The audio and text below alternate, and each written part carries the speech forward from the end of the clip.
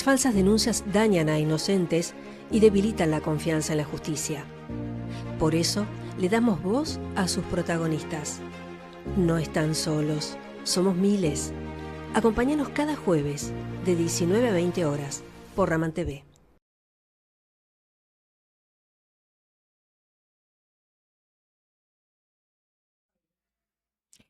Buenas tardes, otra vez por aquí, una vez más, con un poquitos minutos de atraso. Bueno, vamos a Dori a conocer una perspectiva, yo diría que bastante diferente de lo que venimos viendo hasta ahora, de lo que venimos escuchando hasta ahora. Y por eso tenemos este invitado que realmente tiene una perspectiva realmente diferente. Les vamos a pedir, como siempre, que antes que nada, por favor, se suscriban a este canal nuevo. Estamos juntando nuestra cantidad de programas enormes. Ya estamos en el 3er año consecutivo y necesitamos crecer. Así que, por favor, no se olviden dar un me gusta, participar en el chat, que también nos viene muy bien, y seguramente van a tener algunas preguntas. Hoy trataré de estar un poco más atenta.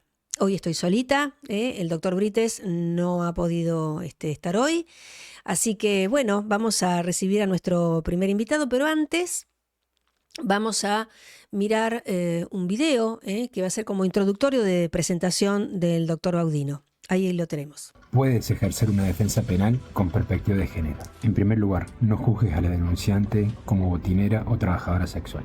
Es importante entender que puede haber estado presionada por su entorno para falsear sus dichos y ponerse en lugar de víctima. No podemos descartar que haya sufrido un trato disvalioso como mujer por parte de los imputados, por más que no haya existido ese abuso.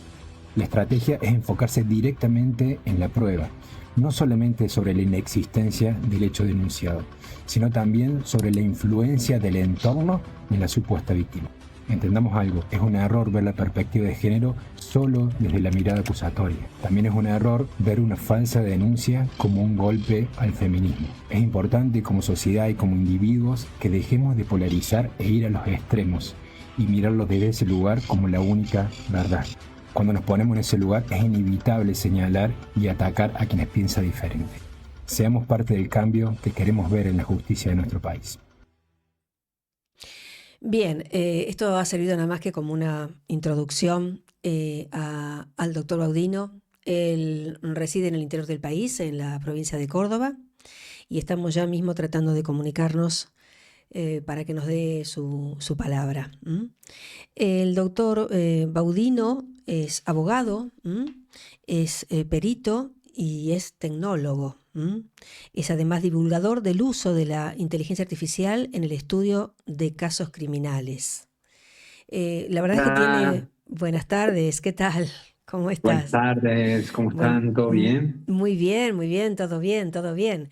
Hoy sola, porque la verdad es que, bueno, ha tenido un inconveniente el doctor Brites, así que habíamos hablado en algún momento de que iba a participar otro abogado y bueno, no, hoy vamos a estar solamente usted y yo. Bueno, perfecto. Se ha ido la voz, no te escucho. Dame un segundo. A ver, si podés hablar, está hablando, pero no... Yo escucho bien. Ahí está. Ah, bueno, ahora sí, ahora nos escuchamos perfecto. Bueno, fantástico. Yo acabo de hacer un repaso muy sintético acerca de su carrera.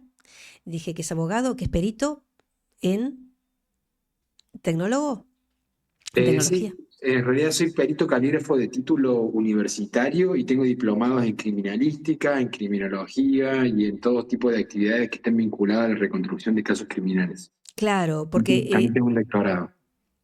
fantástico. Porque también tengo entendido que usted se ha desempeñado varios años en lo que tiene que ver en lo criminalístico, ¿no? En el área criminalística, ¿puede ser? Sí, sigo trabajando ahí en esta misma área. Yo Ajá. trabajé inicialmente como detective de calle de policía judicial, como perito oficial en policía judicial y ahora trabajando como perito de parte. Pero también fui funcionario, prosecretario de letrado de fiscalía. 11 años en la justicia trabajé. Bueno, bien, bien. O sea que estamos hablando con alguien que tiene muchísima experiencia en todo esto. A mí me llama mucho la atención su perfil, donde usted explica cómo litigar con perspectiva de género. A mí me llamó mucho la atención esta apreciación, así que le pido por favor si nos puede adelantar de qué se trata. Nosotros erróneamente, me parece a mí, esta es en mi humilde opinión, de acuerdo a la experiencia que me ha tocado vivir, tanto dentro de la justicia como fuera, trabajando en la querella y también trabajando en la defensa de casos penales. Uno de los grandes errores que cometen aquellas personas que hayan sido víctimas de falsas denuncias es ir directamente a atacar a la supuesta víctima, entendiendo de que es una mentirosa, entendiendo que es una prostituta, entendiendo de bueno, que es la que agrede en el caso que se está trabajando. Litigar con perspectiva de género es utilizar justamente las herramientas que tiene la querella en una acusación para hacer una defensa activa. Es decir, entender que probablemente la supuesta víctima, por un lado, puede haber sido manipulada para tergiversar la información que está dando, ¿no? Es decir, puede ser por parte de su entorno, por parte de su actual pareja, por parte de su madre, por parte incluso también de los abogados defensores. Déjeme aclararle también que muchas veces en las oficinas donde se realizan esas denuncias, muchas veces son aumentadas inclusive, a pesar de la declaración de la denunciante. Eso es un punto también interesante de tener en cuenta. Claro, se necesitan víctimas, lamentablemente hay oficinas que están preparadas para eso y están muy sesgados en su trabajo. Entonces, en ese sesgo le hacen preguntas indicativas que lamentablemente logran tergiversar lo que inicialmente a lo mejor quiso decir la supuesta víctima. Entonces, cuando nosotros tenemos esa claridad, dejamos de ponernos como nuestro enemigo, por parte, y empezamos a buscar elementos probatorios que acrediten que efectivamente eh, tuvo una influencia externa. Litigar con perspectiva de género es decir, yo entiendo de que nosotros buscamos esta igualdad de herramientas que probablemente lo podemos encontrar con elementos probatorios legalmente incorporados en mi caso. Otras veces sucede también de que al margen de que pueda haber estado o no haber estado manipulada, entender de que también puede haber sido de que hubo una especie de abuso en contra de la supuesta víctima sin que haya sido delito. Y me explico un poco más. En el caso que nos tocó trabajar a nosotros en la defensa con asesoría técnica pericial de los jugadores de Vélez, que recientemente fueron sobreseídos por una Me gustaría falsa después que nos denuncia. explayáramos un poquito más ahí, sí.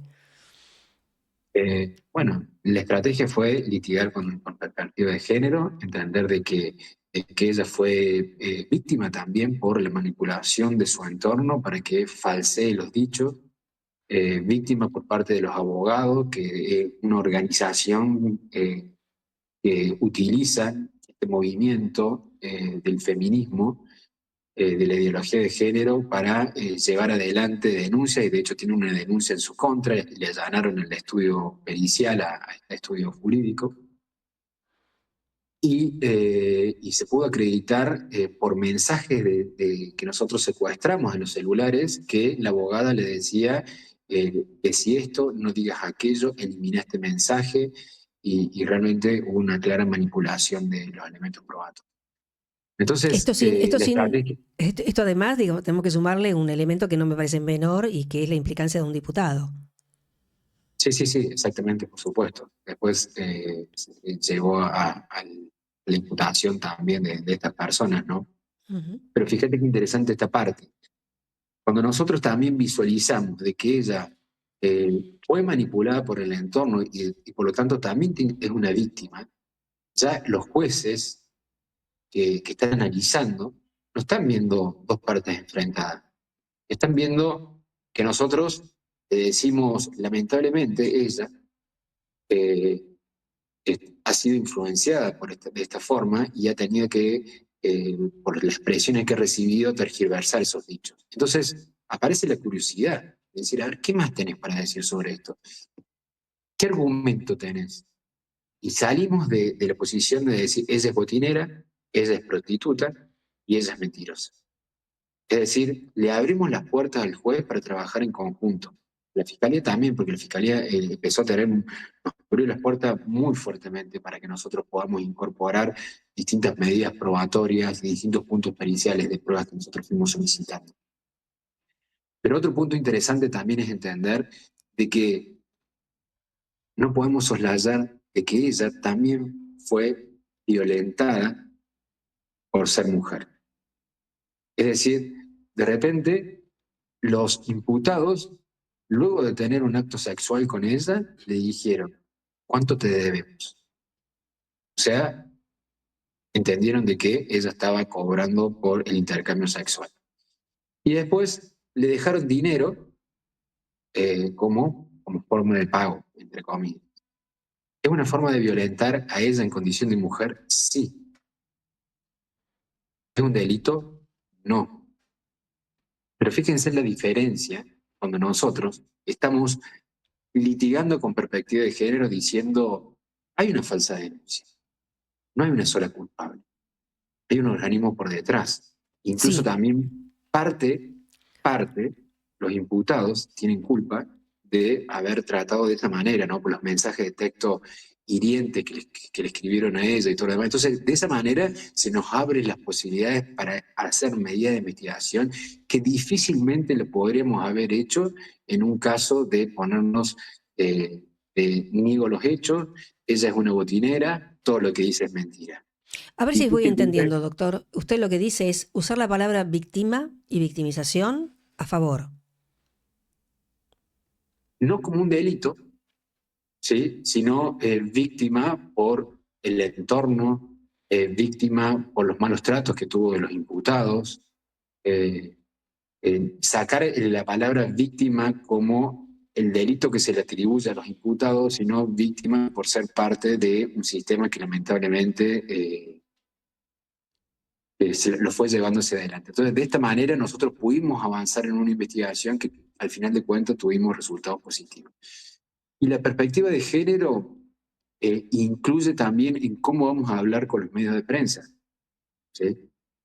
¿Cómo vamos a hablar con los medios de prensa? Entender de que ella de alguna manera está siendo manipulada. No vamos a explayarnos desde una visión de polaridad, de una visión de odio, de una visión de señalamiento, de juzgamiento de las actividades que ella hizo, sino con esta cautela de entender de que ella también puede haber sido víctima de otra forma. Y, y esa litigación con perspectiva de género, te puedo asegurar, a la justicia eh, le hace que abran puertas para seguir adelante con la investigación. Sí, ¿sabe qué? A ver, acá hay varios puntos, ¿no? Primero, el periodismo en general suele usar la palabra víctima apenas una denunciante hace una denuncia. Eso ya, digamos, embroma bastante en lo que es el lenguaje que debiera manejarse en estos casos. Por el otro lado, el uso de la palabra víctima en otros contextos también es bastante discutible. Porque digo, todos somos víctimas de algo, ¿no? Digo, si yo le cuento mi vida, usted seguramente va a decir, y usted es víctima de.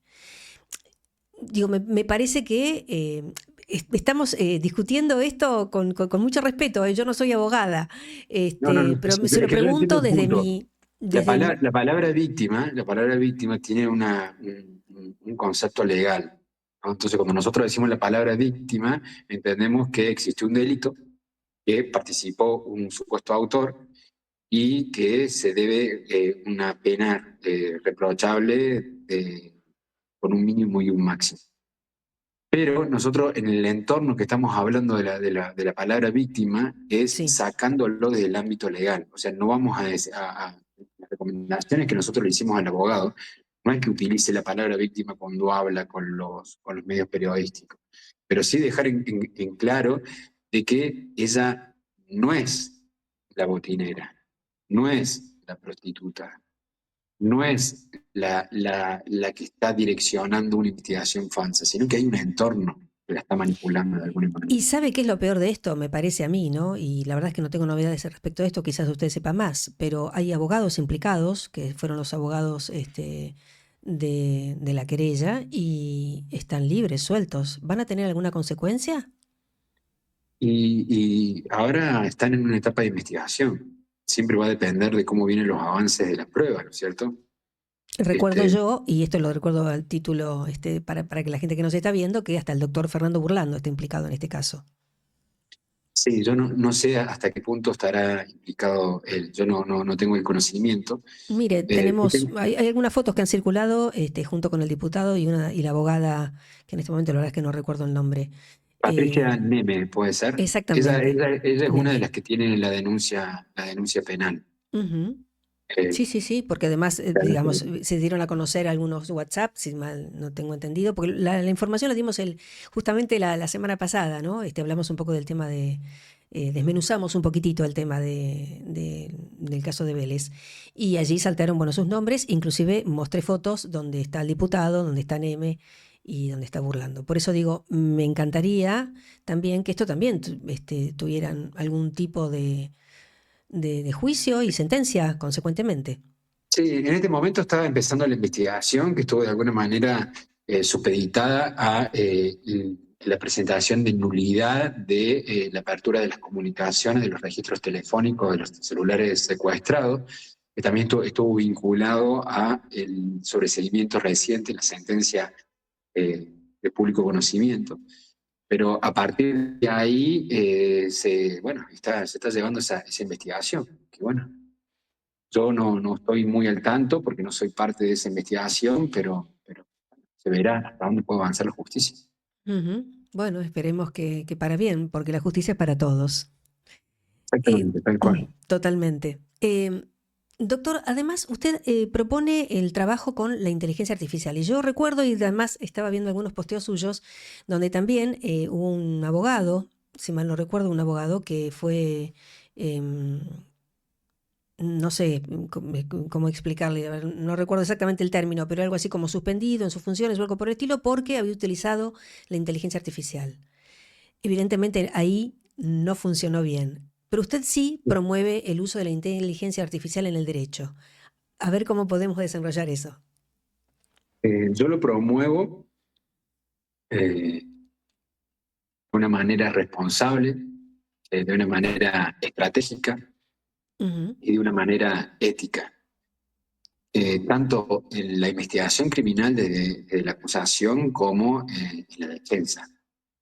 En este caso de las falsas denuncias, yo creo que es una herramienta extremadamente importante el uso de inteligencia artificial. Y eso no quita de que el abogado o los peritos intervinientes en esa defensa tengan que tener un conocimiento acabado de cada uno de los elementos incorporados en la causa, sino también tener su propia estrategia, su propia teoría del caso y su propia, bueno, trabajo en equipo para llevar adelante esa defensa activa. No obstante, el trabajo con la inteligencia artificial, al margen de que nos permite a nosotros obtener la información más rápida, obtener las búsquedas mucho más rápidas, nos permite hacer entrecruzamientos de información con bibliografía que nos respalda y con elementos probatorios que están incorporados en la causa. En este caso puntual, lo que nosotros hicimos fue abrir todas las comunicaciones con el uso de inteligencia artificial y realizar cada una de las transcripciones de los audios de WhatsApp. Entonces, imagínense ustedes que cuando nosotros estamos escuchando un audio de WhatsApp y tenemos que transcribir, ¿no? A mí me tocó trabajar muchos años en policía judicial y hacíamos escuchas telefónicas y teníamos que transcribir absolutamente todo. Bueno, ahora es claro, todo ahorra mucho el automático. trabajo. Claro, exactamente. Ahorra mucho el trabajo y te indexa la información para que después uno quiera buscar, por ejemplo, no sé, ¿Palabras claves? querer- claro, no solamente palabras claves, sino intenciones. Por ejemplo, una palabra clave sería que estamos investigando a ver cuándo fue que le habló a la amiga. Ponemos el nombre de la amiga. Entonces vemos en todas las comunicaciones que se referencia a la amiga o la palabra Vélez, por decirte. Pero otro es, quiero buscar intenciones de manipulación por parte de la supuesta víctima. ¿Sí? Entonces hace un análisis del contexto, hace un análisis de la redacción que tiene cada una de las transcripciones y hace sugerencias. Vuelvo a lo mismo, no es simplemente casarse con esa información Esto no te suple el estudio manual, el estudio individual de cada uno de los elementos probatorios, pero sí te puede brindar información realmente interesante. Por ejemplo, nosotros podemos vincular técnicas de análisis de credibilidad de los relatos, como por ejemplo el CBCA, que todos lo conocemos, el SBA, analizar rasgos de manipulación de relato de denunciante, como con técnicas psicológicas como el PCLR, y tener toda esa documentación hablado, y después simplemente preguntarle de todas las comunicaciones donde hay rasgos de manipulación, y de repente, claro, aparecen frases que utiliza que claramente venían de discusiones y lo está utilizando que dice, esto me puede intuir que puede haber una manipulación y prestamos atención en esa comunicación. No lo vamos a usar para sacar una conclusión, sí, pero para prestar atención en ese contexto. Entonces, por ejemplo, cuando nosotros estamos haciendo este tipo de visualización e investigación, podemos vincular contradicciones con una declaración testimonial. Es decir, si tenemos comunicación entre la supuesta víctima y una testigo y de repente nosotros queremos confrontar esa credibilidad con los dichos que dijo en la declaración testimonial y directamente la inteligencia artificial nos marca las tres inconsistencias, las tres incoherencias o las tres contradicciones, a nosotros nos brinda una herramienta que a lo mejor no lo podríamos visualizar si no tuviéramos el conocimiento de una bibliografía específica. O bien, ya hilando más fino, hoy por hoy nosotros con mucho éxito utilizamos técnicas en la falsa denuncia como es lingüística forense y psicología del testimonio. Estas técnicas nosotros las solicitamos como pruebas periciales que luego pueda incorporar una información muy, muy importante para mostrar las inconsistencias en el relato de la denunciante, mostrar incoherencias o contradicciones desde un punto de vista técnico forense, que son técnicas que se utilizan mucho en Estados Unidos. Pero claro, si nosotros tenemos cargado toda la bibliografía y tenemos cargado también todos los informes que nosotros hemos realizado de lingüística forense en falsas denuncias y también tenemos cargado valoraciones de sentencias de falsas denuncias que demostraron justamente la inocencia de los supuestos autores, vincula toda la inteligencia artificial y nos brinda información que nos puede permitir a nosotros fundamentar la pertinencia y la utilidad de nuevas medidas probatorias, como pasó en este caso de los poderes de Vélez, y detallar con precisión qué puntos periciales vamos a solicitar para acreditar nuestra versión de los hechos, nuestra teoría del caso. Entonces, dejar de lado toda esta tecnología, que lo utilizamos como coestratega, que lo utilizamos como consultor forense, que lo utilizamos como un perito experto que va a trabajar en una lluvia de ideas, es perder una gran posibilidad hoy para una defensa correcta en falsas denuncias. Y, a ver,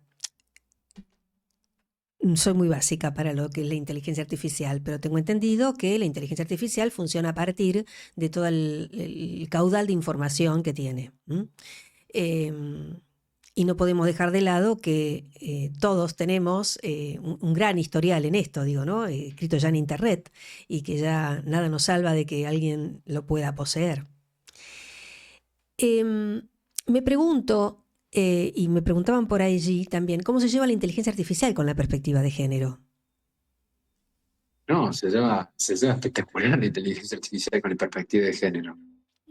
Se lleva muy bien. Nosotros trabajamos con un software creado por nosotros, en realidad no es un software, sino un sistema de trabajo que lo venimos entrenando desde hace un tiempo y tenemos un capítulo, prácticamente un módulo, solamente de perspectiva de género.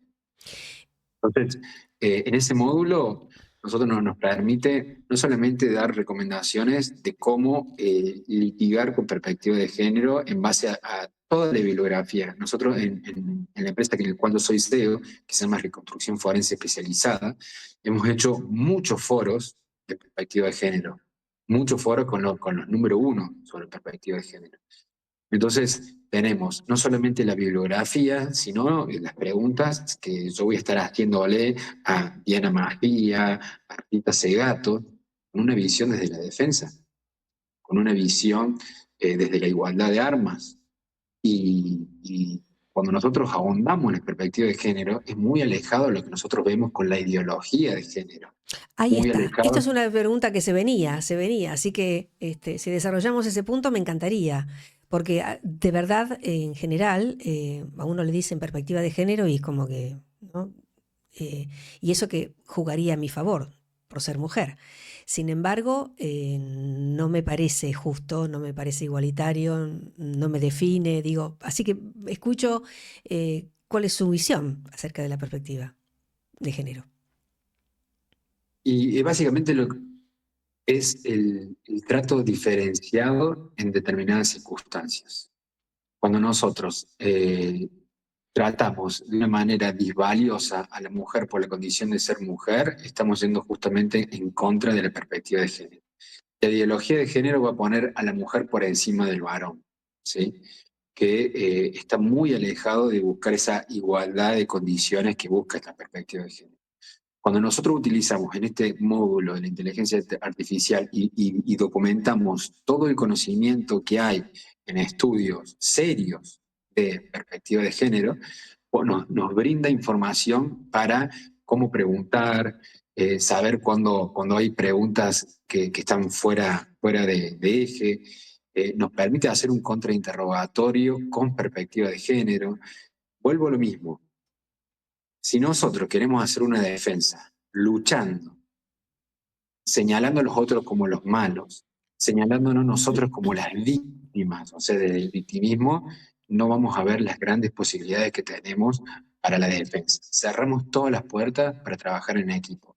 Cerramos todas las puertas para solicitar nuevas medidas probatorias. No nos van a hacer lugar. Entonces, cuando nosotros nos ponemos al lado de la fiscalía y decimos, vamos a investigar juntos, vamos a ver qué es lo que sucedió, vamos a ver que, bueno, a lo mejor en su conflicto la supuesta víctima tiene, no sé, una amenaza por parte de algún familiar, por parte de su pareja actual, y por eso está diciendo esto. Cuando nos ponemos en una mirada de no uno contra otro, les puedo asegurar, y esto lo digo por experiencia, tenemos mucho más posibilidades de ir hacia adelante. Mucho más posibilidades porque no le estamos cerrando la puerta al juez de que haga un fallo salomónico, que vea es uno contra otro, sino de decir, estamos tratando de encontrar por qué sucedió esto. No lo vamos a señalar a la supuesta víctima. Vamos a ir hacia adelante para entender por qué sucedió lo que está pasando. Y en este módulo que nosotros tenemos un módulo de perspectiva de género y tenemos un módulo de falsas denuncias, ¿sí? Que analiza un montón de casos similares y nos da ideas. No nos dice cómo tenemos que trabajar, nos da ideas. Por ejemplo, las ideas que nos da el sistema está pensado para que no sea una sola, para que no nos sesgue. Tratamos de evitar los sesgos de la inteligencia artificial, que es uno de los temas que hoy... Humanos nuestros también. mayores... ¿Cómo? Humanos también.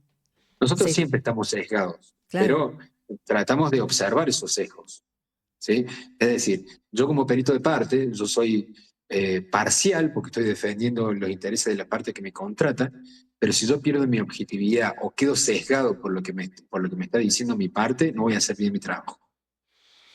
De Entonces, acuerdo. viene el abogado y me dice, mire, peritos, la falsa denuncia es por esto. Y yo cuando me dicen eso, yo digo, está muy bien que vos pienses esto, yo voy a defender tus intereses, pero no me voy a sesgar a lo que vos me decís. Yo voy a analizar la prueba de manera objetiva y vamos a ver qué se incorpora. Por ejemplo, es mentira, no existió un abuso. Yo digo, ¿será mentira que no existió un abuso? ¿Y si existió un abuso y fue cometido por otra persona? ¿Y si la denunciante piensa de que efectivamente fue el papá el que la abusó? Nosotros tuvimos un caso en el cual abusaron al niño. El niño, junto con la madre, dijo de que había sido el padre. Lo detuvieron, el padre estuvo 2 años preso. Luego de 2 años, el ADN le dio negativo. Resulta que no había sido el padre, sino había sido el padrastro. ¿Sí? Y estaban Sí, amenazados. lamentablemente tenemos muchos casos así, donde Estaban no es el amenazados. acusado, Pero sino alguien del entorno. Sí, sí, sí. Sí, sí, sí. sesgarme o perder la objetividad no significa que yo no esté haciendo bien mi trabajo. Entonces, nosotros los sesgos los tenemos siempre, pero los tenemos que observar. Un juez que ve un perito sesgado, un juez que ve un perito que pierde la objetividad, pierde la credibilidad en ese experto. Entonces, es algo que tenemos que trabajar nosotros mismos, en cuidar nuestro sesgo y en cuidar en la pérdida de la objetividad, que no significa la pérdida de la parcialidad. ¿Sí? Porque yo soy parcial cuando me contrata, estoy trabajando en la defensa. Y vuelvo a lo mismo, nosotros tenemos en nuestro estudio un 80% de casos de cuando estamos en la defensa que son falsas denuncias. Y en ese 80% hay por lo menos un 60% que son de abusos sexuales, supuestos abusos sexuales. Pero vuelvo a lo mismo, no es la guerra de uno contra otros. Cuando nosotros nos enojamos sobre la ideología de género, sobre las marchas, y los señalamos y los criticamos, y los estamos haciendo exactamente lo mismo que ellos hacen con aquellos que son víctimas de falsas denuncias. Exactamente lo mismo. Entonces, se trata de encontrar el equilibrio y buscar la igualdad de armas, trabajar en equipo, trabajar con perspectiva de género y buscar entre todas las oportunidades cuál es la mejor estrategia defensiva. Les aseguro que nunca va a haber una estrategia defensiva peor que señalar a la supuesta víctima como la mala, como la villana y posicionarnos como víctimas, sino tratar de entender que a lo mejor existió ese hecho criminal, pero no participó el imputado. A lo mejor que estuvo presionado. Y bueno, es una forma que me ha tocado a mí mejores resultados en la litigación. Y me ha llevado también a que los abogados que nos contratan tener charlas de 1 o 2 horas para tratar de decir, bueno, pero busquemos una estrategia en equipo, busquemos una estrategia sólida, no nos dediquemos a hacer niego y acuso, como los malos, sino busquemos una defensa activa, propongamos nuevos medios probatorios, analicemos distintas opciones y los resultados siempre han sido, por lo menos de la apertura de la puerta, tanto de la fiscalía como de los juzgados, ha sido mucho más positivo. Una pregunta que me gustaría saber su parecer. ¿Qué opina usted acerca de la ley de Bolón do Pará a la que la Argentina está suscripta? Yo entiendo de que muchas veces, obviamente la ley de Belén do Pará es mucho más amplia para hablar de manera positiva o negativa de todo, ¿no? Es muy compleja y tiene mucha información. Pero también sucede de que muchas veces cuando la agenda mediática influye en la sociedad de manera tal de que empiezan las presiones políticas, hay un desequilibrio. ¿Sí? Eh, yo estoy completamente a favor del feminismo, completamente a favor, pero del feminismo de los libros, del feminismo de la vieja escuela, del que incluye a los varones. Nosotros, yo he tenido charlas con Rita Segato y tenemos incluso un curso que intercambiamos y discutimos básicamente, como diciendo, yo diciéndole, Rita, ¿no te parece esto de que las marchas de las personas que salen a atacar a los varones, que hay odio? Y ella está totalmente de acuerdo en todo eso, que no va a ayudar al feminismo. Ella está totalmente de acuerdo de que los varones tienen que ser parte de todo esto. El problema es que las víctimas de las falsas denuncias, y yo los entiendo también de la desesperación. Ahí se pierde un poquitito la señal.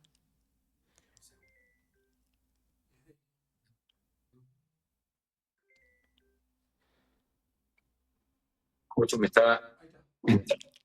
Ahí está, ahí retomamos. Perfecto, perfecto, se escucha. Bueno, entonces, básicamente es buscar esa igualdad y no entrar en la dicotomía de la polarización, en la dicotomía de los extremos.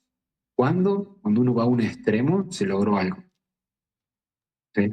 Entonces, a mí me parece muy, muy interesante de ponerlo sobre la mesa, de buscar nuevas medidas, de sacarle la presión a los jueces.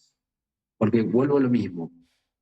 El enojo inicial es, obviamente, ante la denunciante. El enojo secundario es ante la instrucción, la acusación. Yo digo, ¿por qué no hacemos foco? Yo tengo un video en YouTube que digo, el problema no son las más falsas denuncias. Que, que aparezcan las falsas denuncias no es el problema, sino que los jueces de control no pueden resistir la presión mediática y política de ejercer su cargo como corresponde, como se hizo antes. Sí, Y con señor. los dichos de la denunciante no es suficiente para una medida coercitiva como la prisión preventiva, que con una pericia que no puede ser nunca conclusiva, como una pericia psicológica, y que tiene margen de error, que son invaluables los margen de error, puedan condenar a un supuesto autor. Entonces, ¿cómo hacer para dejar de llevar toda esa presión al juez de control? Un juez de control que dice, listo, está la voz de la denunciante, no hay un elemento probatorio, no está acreditado por prueba técnica, no está, se ve inconsistencia, se ve incoherencia, se eleve la causa a juicio, pero con el imputado en libertad. Y que se vea que sucede arriba. Tenemos gente Eso es en lo que, prisión preventiva por 2 o 3 años. eso es lo que nosotros estamos necesitando hoy. Ujú. Yo quiero, mire, si me permite, me distraje solamente un minuto para buscar esto que tengo aquí en el teléfono. Hay un cartel aquí, enfrente del Congreso Nacional, que no puedo mostrar la foto porque no se la puedo pasar al operador, etcétera. Pero quería comentarle lo siguiente. Sí, a ver, vamos a tratar de pasársela. Te la paso al grupo. Perfecto. Fíjese, esto es aterrador. Yo esto lo veo todos los días. Veo esta fotografía que vamos a ver, mejor dicho, la fotografía es del lugar, ¿no? Y veo otra que dice muerte al macho, directamente. Esto está escrito en Corrientes, perdón, en Rodríguez Peña y Rivadavia. En una esquina, digamos, Rita Segato y un montón de personas feministas más apoyan lamentablemente muchas veces estas ideas. Fíjese este cartel que dice: cada 31 horas un hombre se convierte en femicida y otros en cómplices. Eso que usted ve atrás es el Congreso Nacional. Y esos son los parantes que usa la policía en cada uno de los desencuentros que hay con las marchas. A mí esto me habla mucho más de una sociedad que está evidentemente enferma que todo lo que uno además pueda agregar o decir. Me conmueve y me entristece que hayamos llegado a esto entre hombres y mujeres, porque en definitiva es esto. Yo en charlas que hemos tenido con feministas que han escrito libros y todo lo demás, yo le he dicho, la masculinidad hegemónica, ¿sí? Que son lo que llevan de alguna manera al machismo, que lleva de alguna manera a la violencia. La pregunta es, ¿hay más víctimas mujeres o varones por esas masculinidades hegemónicas? Y la respuesta es clara, mayor víctima, varones, ¿sí?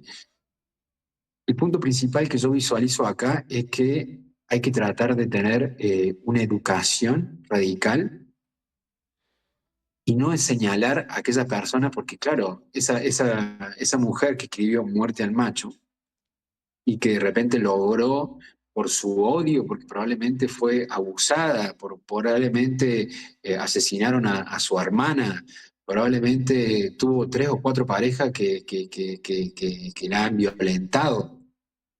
En vez de agarrar y decir, mira, esa es la mala, mira lo que es la sociedad, mira hasta dónde nos está llevando, es entenderla, de que ella está visualizando un odio por su experiencia personal y entenderla de esa manera, hay que estar en sus zapatos, pero por otro lado, nosotros hacer otra actividad, ¿sí?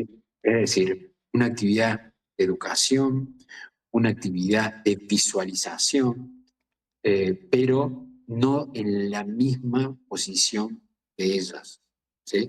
No en la misma postura que ellas están teniendo. Porque si nosotros nos ponemos a decir, todos aquellos que abogan por el feminismo clásico están hablando de ideología de género todos aquellos que no piensan que de una manera son nuestros enemigos, estamos en la misma posición. Permitime que lea un mensaje que acaba de pasar Sí. de alguien. Si sos tan amable, Franco, lo podemos repetir. Que dice, hombres y mujeres de bien debemos tapar las trincheras que crearon entre nosotros y volver a construir puentes. Sin lugar a dudas. Porque a partir de esto que estamos mostrando, evidentemente están muy rotas las relaciones, ¿no? El construir puentes es el principal desafío. Sí. El construir puentes empieza por no señalar al que piensa diferente. Una forma de construir puentes es nunca ir a un extremo. En el momento que nosotros nos fuimos a un extremo, pensamos y afirmamos que todos los que tienen un conocimiento mental, psicológico, una creencia diferente a la nuestra, es nuestro enemigo. Sí, de todas maneras, la verdad es que yo coincido con usted. El tema es que cuando en este uno momento mira... es muy difícil, porque cuando uno ve las marchas, cuando ve los movimientos, es muy difícil. Pero una forma de unir puentes es visualizar lo que está pasando ahora con el caso de los jugadores de Vélez, visualizarlo de una manera diferente. Visualizarlo no que todas las denunciantes son mentirosas. No. No que todas las denunciantes están tergiversando, sino ponerlo sobre la mesa. Para mí, que haya más denuncias. No pasa nada. Ahora le saquemos la presión a los jueces. Totalmente, porque además aquellas personas que no mienten, no tienen que tener ningún miedo, porque sencillamente no mienten. Así que no hay ninguna... ¿Cómo le sacamos la presión a los jueces? Con lo que sucedió en los jugadores de Vélez. Que aparecen todos los medios, de que muchos periodistas decían, ¿cómo puede ser que pase esto? Que merece la pena de muerte prácticamente, y ahora de repente se muestra que sucedió lo contrario. Entonces, sin decir, miren los periodistas lo mal que actuaron, es decir, vamos a poner sobre la mesa experiencias como esta, para que cuando suceda algo similar, no los juzguemos como los culpables en primer momento. En primera fase, totalmente. Sí. Sí, porque digo, no ese ha sido lamentablemente el primer caso que ha tomado así un estado público algún caso y bueno, y la verdad es que después pagar el precio de lo que ha significado, de la mancha enorme que significa para un hombre haber sido denunciado, no se paga con nada, doctor. La verdad es que no se paga con nada. El dolor. Por supuesto, pero así como aparecieron estos chicos en el Congreso contando su caso, bueno, esto es una forma de equilibrar, pero no atacar a los demás, porque estamos haciendo exactamente lo mismo que estamos criticando. Y además, cuando nosotros entramos en la misma igualdad de armas, ¿quién cree que va a perder? Ya lo sabemos, ¿no? Pero no solamente eso, sino que no nos van a escuchar. No van a escuchar, no van a buscar la igualdad. Ahora, si nosotros lo planteamos de una forma diferente, estamos abriendo nuevos caminos, nuevas formas de diálogo, nuevas formas de concientización de los periodistas, que son uno de los poderes políticos más fuertes que influyen en los tribunales. Sí, sin lugar a dudas. Habíamos hablado en algún momento de unos estudios que llevaba adelante una universidad española que tiene que ver, creo yo, que con las falsas denuncias, ¿puede ser? Algo de esto había quedado en el tintero. No sobre las falsas denuncias. No solamente es la Universidad de Girona. De Girona, exactamente, disculpe, sí, de España.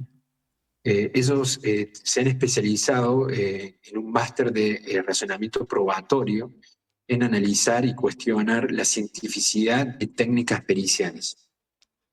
Y en el año 2018, si no me equivoco, hubo un gran movimiento norteamericano impulsado por Obama, en el cual contrató a muchos agentes del FBI para que hagan estudios sobre cientificidad de técnicas periciales. Y claro, se empezó a demostrar que las huellas latentes no eran tan científicas como parecía, el análisis de las vainas no era tan científico como parecía, y empezaron a estudiar sobre los márgenes de errores. Esos márgenes de errores se pusieron sobre la mesa y empezaron a ver de que había un error cada 46 pericias de análisis de vainas, por ejemplo. y sacaron conclusiones como diciendo, es un error muy grande que un perito dictamine de manera categórica algo como cierto o como incierto, ¿sí? Porque es todo probabilístico, incluso el análisis del ADN. Y empezaron a estudiar con ese informe que se llama informe PICAS, también hay un informe que se llama NAS, esos estudios, de que, claro, de repente, las ciencias forenses empezaron a entrar en crisis.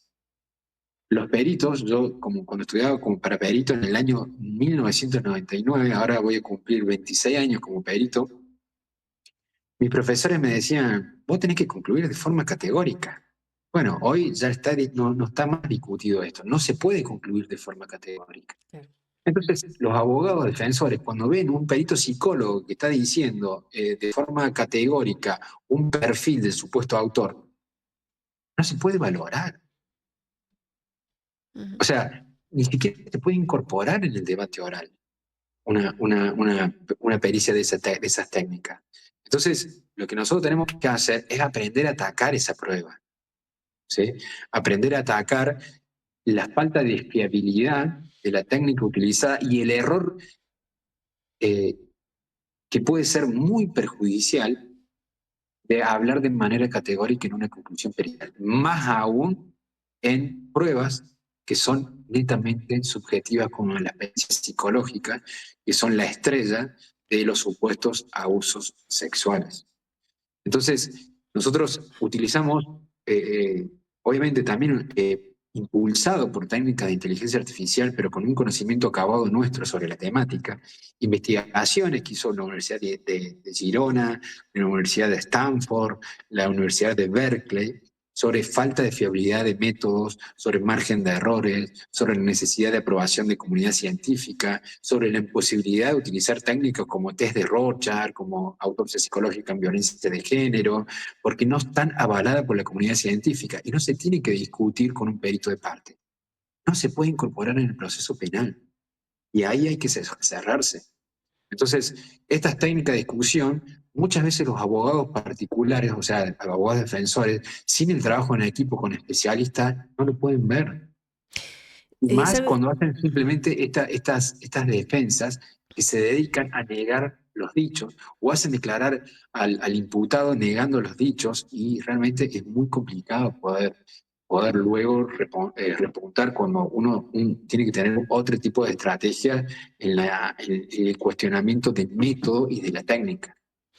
¿Sabe que esto que está contando me recuerda mucho al síndrome del bebé sacudido, que es una muerte que se ha adjudicado a muchos bebés? Inclusive recuerdo algún caso, sucedió hace un par de años largos atrás, y finalmente se descubrió que este papá, que tenía una cierta deficiencia mental, no había hecho nada con el bebé, sencillamente había sufrido otra enfermedad del niño y parecía que el motivo de su muerte había sido el de bebé sacudido. Y hoy por hoy la ciencia ha demostrado que en muchos casos no es así. Tal cual. Sí, sí, sí. El tema es saber cuestionar la prueba con Ujú. especialistas y que después hagan un informe y que después declaren el juicio.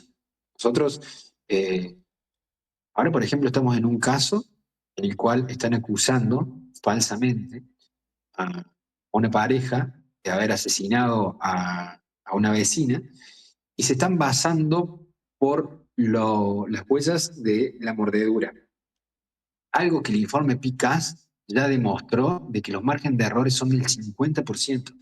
Imagínense una pericia en el cual tenés un margen de error del 50%. Es igual que tirar una moneda hacia arriba y puede salir Claro, positivo o seca. negativo. Claro, positivo o negativo. Entonces, claro, la perito dice, sí, tiene los dientes similar a la supuesta autora y con eso elevan la causa de juicio. Ese ha sido Entonces, también otro error bastante frecuente. Un caso muy conocido en Estados Unidos de un odontólogo, ¿no? Que durante muchos años se hizo muy famoso porque hacía como pericias sobre las piezas odontológicas de las personas, y eso parece que falló en muchos casos espantosamente. No recuerdo el sí, sí, nombre, sí. pero se hizo muy, muy, muy El famoso. informe PICAS habla sobre esos errores Claro. y hoy por hoy en ningún estado serio se deje incorporar estas pruebas. Y claro, el abogado a lo mejor, de hecho, los abogados que litigaron el caso ni siquiera lo sabían, pusieron un perito de parte y empezaron a discutir con el perito de parte. Y yo digo, no, paren, no se puede incorporar en el proceso penal. No, no discutamos con un perito de parte, porque lo van a terminar condenando. Discutamos de que si lo llegan a avalar, vamos a ir hasta la Corte Suprema y van a perder. Entonces, la estrategia no puede ser sola con alguien que solamente sabe de leyes. Tiene que ser con un equipo interdisciplinario que analiza más allá de la ciencia forense. El análisis de la fiabilidad de las técnicas periciales hoy está teniendo un protagonismo muy grande a nivel mundial. Bueno, doctor, hace un montón que estamos charlando Sí. y la verdad es que lo he pasado muy bien. ¿Usted se ha sentido cómodo? Me sentí cómodo, sí, yo sabía que me iba a sentir cómodo ya con la charla que tuvimos el otro día, yo ya sabía que iba a estar cómodo. Bueno, fantástico. ¿Quiere desarrollar algún otro tema? Porque yo no le digo que agoté todos, porque la verdad es que no es así. Me quedé con una de las preguntas que a lo mejor si la quiere responder sería fantástico, que tiene que ver con el zero shot que usted explica. ¿Podría explicar un poco de qué se trata eso? Sí, es uno de los mayores errores que hoy están teniendo los estudios jurídicos y periciales, que directamente le preguntan a la inteligencia artificial generativa, le preguntan lo que quieren escuchar básicamente. Tienen una duda sobre el caso y le hacen directamente la pregunta. Entonces, claro, la inteligencia artificial tiende a contentar a quien le está preguntando. Entonces, si le están preguntando, eh, no sé, ¿cuál es la deficiencia de la acusación? Directamente le pregunta, sin darle un contexto, lo que hace la inteligencia artificial es darte lo que vos querés escuchar y es uno de los principales puntos y riesgos de lo que son las alucinaciones de la IA.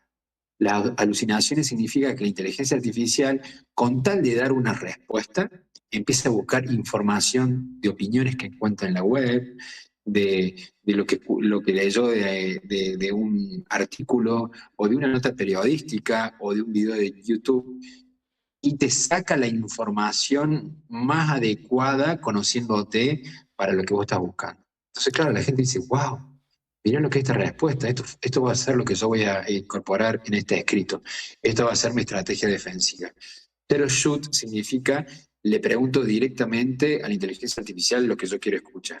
Entonces, para evitar estas alucinaciones hay varias técnicas, pero a modo de resumen es: primero, voy a entender de que está completamente sesgada esa inteligencia artificial. Por lo tanto, voy a trabajar en que no tenga ningún sesgo. Le voy a dar claramente el contexto, ¿sí? Es decir, qué estoy investigando, qué estoy haciendo. Voy a darle la información que quiero que se ciña la inteligencia artificial. Es decir, si yo quiero hablar de teoría del caso, no le voy a preguntar, decime cuál es la mejor teoría del caso, porque voy a cometer el gran error del zero shoot. Me va a dar algo que va a estar completamente armado. Entonces yo le voy a dar los libros que a mí me interesan de trabajar de inteligencia, perdón, de teoría del caso, para que solamente se base en esa información y que me haga una cita de por qué sí y por qué no.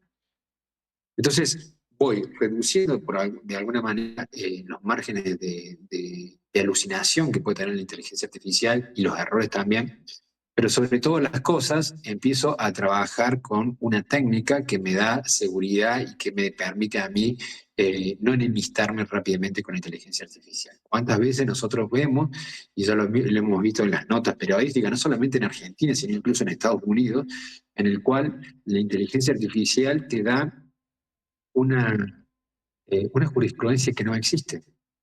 Porque empieza a unar líneas, y te da la jurisprudencia, y te dice el año, y te dice el juez, y te dice la parte textual. Voy a decir, ¿de dónde sacó esta información? Y resulta de que no. Estaba buscando y uniendo puntos para darte lo que mejor vos querés escuchar. Pasó, no pasó algo muy particular, hace aproximadamente un mes, íbamos a un escenario de supuesto crimen, junto con un ingeniero físico-mecánico, íbamos a analizar junto con los otros peritos el escenario del suceso.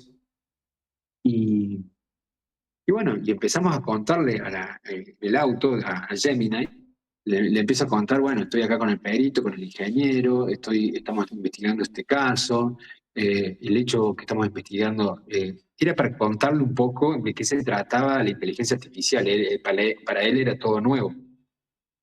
Y bueno, obviamente que yo todo lo que me iba a decir lo iba a agarrar con pinzas, porque estaba haciendo lo que se llama el zero shoot, sin darle un contexto adecuado, sin darle una bibliografía, sin decirle estudiar la jurisprudencia de tal año, desde esta fuente, nada. Yo estaba hablando simplemente.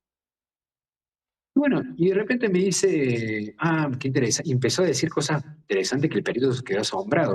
Entonces yo le pregunto, ¿esto vos lo decís porque lo viste en algún caso similar? Me empezó a dar un caso, Santiago del Estero. Me dijo el año, me dijo el nombre de la víctima, me dijo cómo había sido, me dijo cómo sacaron el cuerpo de la víctima, se puso a hablar de las pericias, se puso a hablar.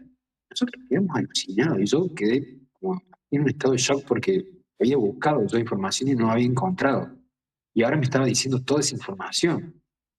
Y yo decía, esto es demasiado. Entonces, bueno, fuimos callados, no hablamos con los abogados ni con los peritos sobre lo que había dicho la inteligencia artificial, pero cuando volví empecé a hacer la búsqueda, tenía todos los registros y me terminó reconociendo que había sido una alucinación, que había hilado distintas informaciones de casos y me había hecho algo que no existía. Entonces, eh, la inteligencia artificial puede ser un arma muy importante para los abogados, para los peritos, pero también puede ser un arma letal que te va a ir y que te puede llegar a quitar la credibilidad que vos tenés en tu trayectoria laboral. Entonces, nosotros hacemos formaciones, tenemos tres cursos gratuitos de inteligencia artificial ahí en nuestra página de reconstruccionforense.com, cualquiera puede ingresar y hacerlos, en el cual participa un juez especialista en inteligencia artificial que se llama Carlos Richeri. Eh, Muy parece, conocido en las redes. es muy conocido en las redes, Carlos. De hecho, también se hizo mediático porque una de sus sentencias tenía un extracto que hablaba que lo había hecho con ChatGPT. Entonces fue todo un escándalo y yo salí a defenderlo sin haber hablado con él, como diciendo, es como que nosotros estamos utilizando un modelo de un escrito similar y aparece una jurisprudencia de ese modelo. No tiene nada de malo, son cosas que suceden todo el tiempo. El problema sería que haga su trabajo ChatGPT. Eso sí sería un problema, ¿sí? Pero en este Claro. no sería el caso, él hizo todo el trabajo y utilizó la herramienta para dar ideas de redacción. Entonces, bueno, es Carlos, hay un especialista, eh, abogado defensor, que trabaja en inteligencia artificial en el Colegio de Abogados de Rosario, que se llama Juan Manuel Facia, y también está un experto en inteligencia artificial, que se llama Nicolás Fabre, que es perito oficial en el Ministerio Público Fiscal de la Ciudad de Córdoba, y que, bueno, es un gran estudioso de las técnicas de inteligencia artificial. Entonces, aquellos que quieran ahondar sobre la temática tienen esos tres cursos gratuitos. Y bueno, y si alguien tiene también un caso de una falsa denuncia que de alguna manera lo quiere poner en nuestro software, en nuestro sistema para probar y que nos dé ideas, eso lo podemos hacer también porque estamos en una etapa beta que lo estamos utilizando nosotros, pero en los próximos pasos lo vamos a abrir al sistema para que lo puedan utilizar abogados y peritos. Bien, ¿y cómo sería eso? ¿Cómo tendrían que ingresar a su Instagram? A ver, Pueden ¿cómo sería escribir este ahí proceso? por Instagram, a Bau Federico es mi Instagram, y me escriben por ahí y nos conectamos para hacer una reunión. Fantástico. Hay una pregunta por allí que está dando vueltas y que me gustaría hacerle, que alguien preguntaba recién acerca de un estudio, ¿no? Faubert. Sí, Me Dauber. preguntaba si era... Básicamente, Sí. ¿Viste la pregunta? Dauber es una sentencia norteamericana, ¿sí? Una Me sentencia pregunta si la utilizan en la norteamericana. Argentina. Creo que esa es la pregunta, ¿eh? ¿Cómo? Creo que la pregunta es si la utilizan en Argentina. ¿Los criterios de Dover aplican en Argentina?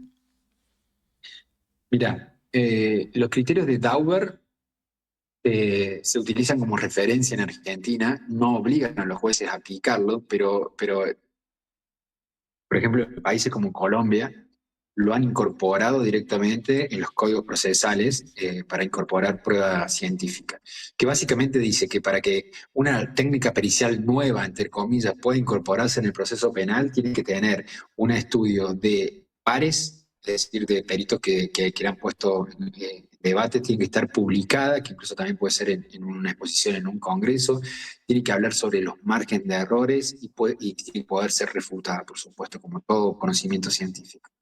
Entonces, claro, ahora de repente viene alguien y te dice, yo tengo esta técnica con inteligencia artificial que puedo hacer un mejoramiento de la fotografía. Pero bueno, ¿y los criterios Dauber? ¿Tienen el aval de la comunidad científica? ¿Vos sabés cuáles son los márgenes de errores? ¿Vos hiciste una publicación? No, entonces no se puede incorporar en el proceso penal. Eso es básicamente lo que dice. Hoy por hoy, si bien esa sentencia no va a obligar a los jueces, la comunidad científica y los papers que se han hecho en Argentina hacen referencia como necesario para que se pueda incorporar una nueva técnica pericial. Entonces, sí me parece importante visualizarlo así, ¿no? Perfecto, perfecto. Bueno, yo tenía por lo menos uno o dos ejemplos más para mostrarle, pero lo vamos a dejar por acá ahora, ya siendo las 20 horas. Le agradecemos muchísimo su tiempo y sí, nos gustaría que si usted quiere dar alguna red social, repetirla, algún teléfono, Sí. para que se puedan contactar con No, usted. cualquier cosa que me escriban ahí por Instagram. Ujú, Mi Instagram es Bau Federico, me pueden escribir ujú. por ahí, y bueno, cualquier cosa nos ponemos ahí en contacto. Bueno, fantástico. Acá hay otra pregunta más. Dice, ¿obliga al juez ser perito de perito? ¿Obliga al juez a ser perito de perito? La verdad que no entiendo bien cómo es la interpretación de la pregunta. A ver. Yo interpreto que si el juez puede hacer de perito, o sea, como sacar sus propias conclusiones de una técnica pericial, y en principio no es posible hacerlo. Se tiene que hacer una sana crítica racional, pero en base a las pericias que están incorporadas. Él no puede hacer una nueva incorporación de una conclusión pericial. Perfecto. Bueno, creo que hemos respondido. Le hemos pedido a la gente que nos haga preguntas y la verdad es que han cumplido más que ampliamente. Doctor, muchísimas gracias. Esperemos por tenerlo pronto. ¿Podrá ser posible? Ojalá personalmente. Sí. Seguramente que cuando ande por Buenos Aires les voy a escribir. ¿Cómo no? Muchísimas gracias, doctor. Buenas noches. Dale, Muchas gracias, gracias, Muchas adiós, chau, gracias. Buenas chau. noches. Adiós. Bueno, una perspectiva realmente diferente, ¿no? Como les había dicho al comienzo del programa. Vamos a pasar a la publi. ¿Podrá ser? Estudio Jurídico Greenberg y Asociados. Sus derechos son nuestra determinación. Asesoramos en accidentes de tránsito, sucesiones, desalojos, defensas, excarcelaciones. Contáctenos al 11 3129 2607.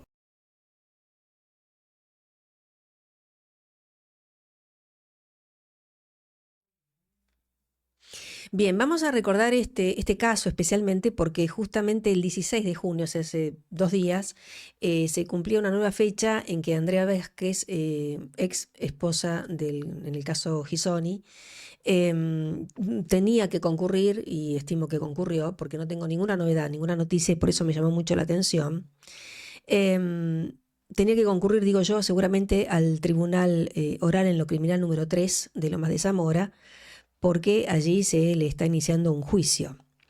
Les recuerdo que este caso, que se desarrolló justamente allí en el Tribunal Oral en lo Criminal número 3 de Lomas de Zamora, se hizo ese juicio en el 2023, el 3 de agosto exactamente, allí comenzó.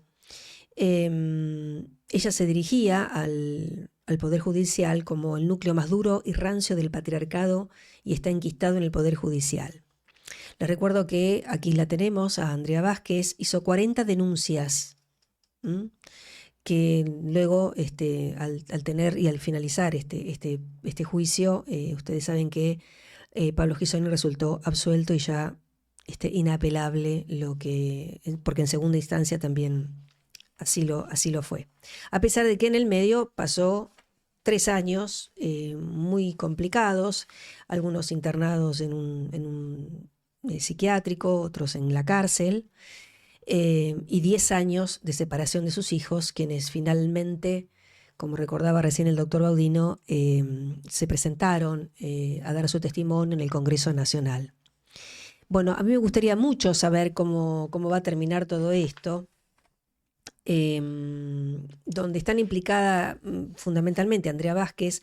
Ella es fundadora de Madres Protectoras y ha protegido, por decirlo de alguna forma, a muchos casos, como por ejemplo a Delfina Sarrazans, que fue madre de Arcoiris, que está en prisión domiciliaria, o lo estuvo por lo menos, la madre de Lila presa, o el caso también de Feliciana Vilat, madre protectora también, que ha pasado ya por un juicio destinado a su esposo, a quien era su pareja. Este juicio, les cuento que además, o por lo menos las instancias siguen legales, hasta el día de la fecha, ya lleva 15 años. Bueno, quería recordar esto porque la verdad es que me parece muy tedioso tener que hacerlo, pero me gustaría saber y tener información acerca de qué es lo que ha sucedido con la declaración y el comienzo de esta nueva etapa. Ella sostiene, Andrea Vázquez, que hasta hace muy poco tiempo era una madre protectora, codirectora de acceso a la justicia de la Secretaría. Y vamos a ver ahora, si sos tan amable, en la siguiente web, que tiene que ver con quienes actualmente están ejerciendo, las autoridades que están ejerciendo en la Secretaría de Género. Tiene un nombre un poco más rimbombante, pero es más o menos lo mismo. Ahí la tenemos. A la primera, que es Liliana Hendel, que está a la cabeza de todo esto. A mí me gusta mostrar las caras de todas las personas que están implicadas en la Secretaría de Género, Diversidades y COSO. ¿Seguimos? Aquí tenemos el coordinador, es Nahuel Paz, este es el coordinador general, y tenemos algunas directoras. Fíjense. Aquí tenemos las caras de todas, sobre todo la doctora Florencia Piermarini, que justamente fue una defensora de Andrea Vázquez. Ya Andrea Vázquez no tiene, parece que, un lugar aquí, evidentemente la han sacado, pero como ven hay varias más. Está en el Liborqués, en la Dirección de Violencias por Razones de Género, Cecilia Turquet en la Dirección de Protección de Derechos, y la doctora Nor Jiménez Abraham, Dirección Política de Actualización de Conocimientos. Todas con algún pañuelito verde. Si seguimos avanzando, están las coordinadoras. La primera es Natal Álvarez, la doctora Marcela Cipolino, del Centro de Atención a las Mujeres, Irma Velázquez. Tenemos a Marcela Borqués, que luce allí con su pañuelo violeta también. Área de casos críticos y de alto riesgo, Roxana Barone, que está en la comunicación estratégica y la prensa, y la última, que es Eugenia Cáceres, de asuntos administrativos. Y después tenemos responsables de área. Fíjense toda la gente que está a cargo de solamente esta Secretaría de La Matanza. Marina Villarejo, que lleva adelante el programa Si las buscamos, no desaparecen. Interesante, a ver qué diría, ¿no? Bueno, bien, Valeria González es responsable del área de género y cultura. Y Bebe Luque, área de género y deportes. Bueno, me parece mucha gente para... sigue la lista. Acá tenemos más staff. La licenciada Natalia Muñiz es periodista. Irupé Zapata, que está en contenidos digitales. Y Sabrina Suárez, diseñadora en redes, contenidos digitales también. Bien, bueno, un montón de gente, ¿no? Para tratar de seguir con este negocio que han resultado las denuncias, y sobre todo porque todas estas personas, y muchas de ellas, sobre todo Liliana Hendel, ha salido a defenestrar cualquier idea que se pueda acercar a defenestrar, decía, el proyecto de falsas denuncias, ¿no? Para ella las falsas denuncias no existen, como para tantas otras. Bien, creo que tenemos ya ahora, a ver, más info de... a ver, ¿con qué seguimos? Con la foto de la jueza. Vamos a mostrar la foto de una jueza que está a cargo de el juzgado de familia número 4. Es esta, la jueza Mariana Judith Kanevsik.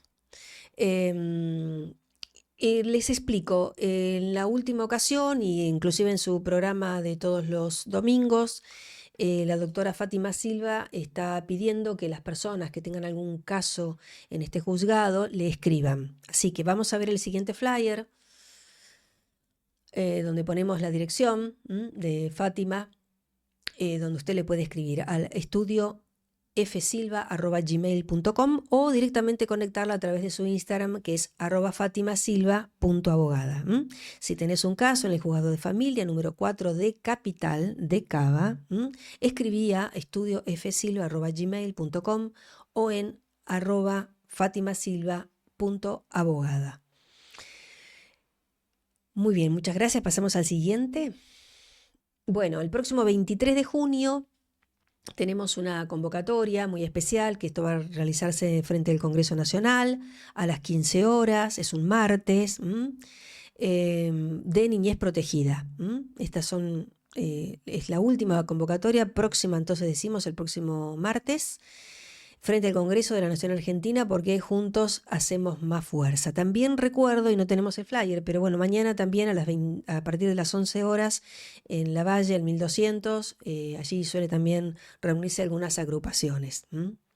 Así que si usted quiere concurrir y quiere visibilizar este tema, allí puede hacerlo, puede encontrarse con gente y de pronto encontrar algún apoyo, algún abrazo y, ¿por qué no?, alguna ayuda. Vamos a pasar al siguiente, y que tiene que ver, como siempre, con las donaciones. Ustedes saben que estamos tratando de sostener este espacio, y este espacio cuesta un dinero, así que agradecemos a todos aquellos que puedan hacer algún tipo de aporte allí a hoy.somos.miles. Les agradecemos un montón, tenemos que seguir creciendo, hay mucho por visibilizar. Así que bueno, le agradecemos a Franco, que hoy nos ha hecho de operador full time. Y nos despedimos una vez más con un texto muy lindo que encontré. Así que espero que lo disfruten y, como siempre, con alguna frase final. Muchísimas gracias, será hasta el próximo jueves. Somos miles. La búsqueda de la verdad se ha convertido en una batalla campal, donde las opiniones se imponen a los hechos. El peligroso sesgo de confirmación los lleva a buscar y aceptar solo información que refuerza sus creencias preexistentes, donde el sesgo está distorsionando la percepción de la realidad y los lleva a tomar decisiones equivocadas. Exijamos a la justicia investigaciones que los libere de esas conductas para poder llegar a la verdad. Será justicia. Texto de un papá obstruido.